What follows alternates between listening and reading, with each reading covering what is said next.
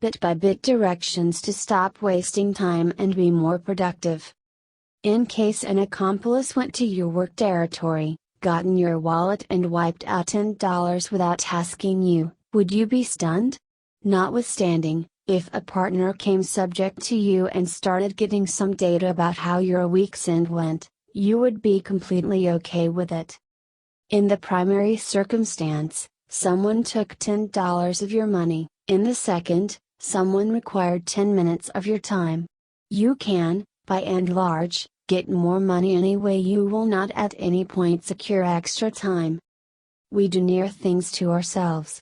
We feel remorseful if we go out and copy through cash on another contraption just to find following a large portion of a month, we are finished using the device. Regardless, we don't consider anything going through 2 hours crawling through our electronic media deals with looking at nothing explicitly. For a few, the conviction is cash is their most vital asset. Anyway, the truth is your most important asset is time. It doesn't have any effect on how much money you have if you have no ideal chance to see the value in it.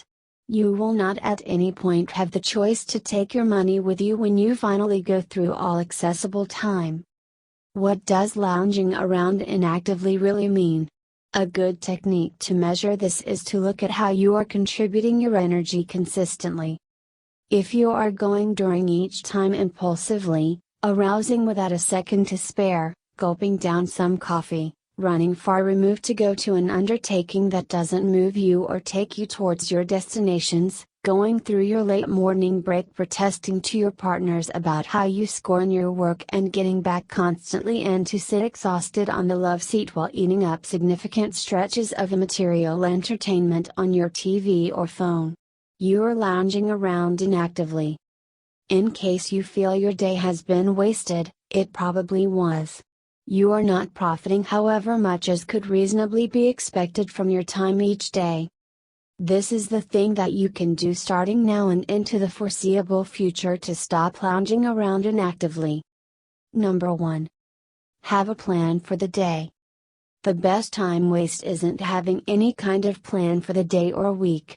Right when we don't have a game plan for the day, we essentially glide during that time reacting to whatever comes to our course and not acquiring any progress towards our destinations or reason.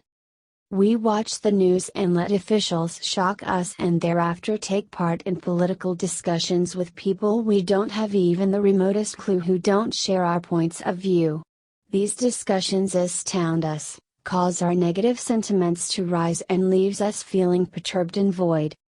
In case you stopped and asked why you were taking part in such discussions, you would undoubtedly discover there is no clarification using any means.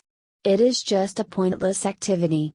You are not inclined to persuade a person who doesn't share your political feelings to change theirs. In case administrative issues are basic to you, become a lawmaker. If not, keep away from these discussions. They will not change anything and are just an abuse of your time. Number 2. Think about your time suckers. Observing where your time suckers are is the underlying advance to exploiting your available time. Starting with the essentials, we should oversee work that moves us. In case your current work environment doesn't animate you, contributing approximately an ideal chance to find a business that rouses you would be a fair use of your time. Seeing how long you are spending through online media is another district to think about. It is protected to say that you are contributing an inordinate measure of energy glancing through your electronic media deals with. Given that this is valid, perhaps you should be confining the proportion of time you go through there consistently. How long do you spend before the TV consistently? If your step-by-step plan incorporates getting back home from work, mentally drained particularly to turn on the TV and stay there for the accompanying 3 or 4 hours negligently watching shows you have no revenue in, you are consuming your time. Number 3. Start the day with intention. If you start the day with an objective with a lot of critical objections to complete each day, you are boosting your time. For example, In case you get up in the initial segment of the day with a game plan to go through 30 minutes working out, 1 hour thinking about Italian as a couple of hours meeting with your allies, you are using your time. Likewise, that is only 3.5 hours of your day. Prosperity and well-being, tutoring and relationship building are not wasteful activities. All you need do is to look at your timetable before you hit the feed, see where you will be the next day and incorporate the activities you need to do that day. By completing your objectives for the day, you will feel you have had a critical day, and from that will stream a lot of good energy. It will rouse you to achieve the same old thing the next day. A couple of objections that improves you by and by lifts your good sentiments and keeps up your prosperity is all you need to guarantee you are profiting by your time.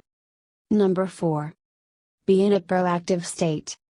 Expanding your time each day is connected to changing from being in a responsive state to being in a proactive state. An open state is where you grant events past your capacity to do anything going to control what you do and how you feel. Copying through online media, negative news, participating in unimportant conversations and allowing email to control what you do each day at work. A proactive state is where you start the day with the point. You hope to do some action, improve your knowledge and comprehend what work you will do that day. You don't allow events past your capacity to wit anything about impacting your condition of care and you avoid unimportant conversations about legislative issues, recent concerns or whiz-snitch. If you don't have a course of action for the day, you will be in a responsive state.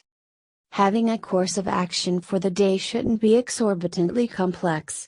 All you need is to several activities that will invigorate you, practices that you will expect doing and will improve your life to a great extent or another.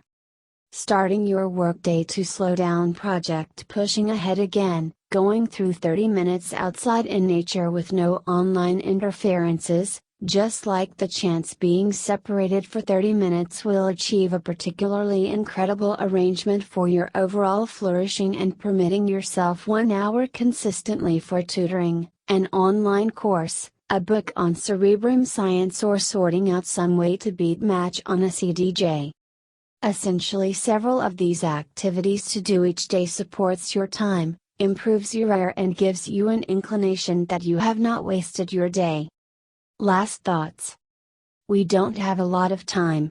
Human life is decently short and wasting energy on online interferences, participating in trivial discussions about things we have no control over, and coasting during our experience with no game plan or objective looks like pulling out $100 from your record each day, and disposing of it in the garbage can. You can't tolerate doing that and you can't tolerate discarding those significant hours we are given every day. You will not at any point get them back.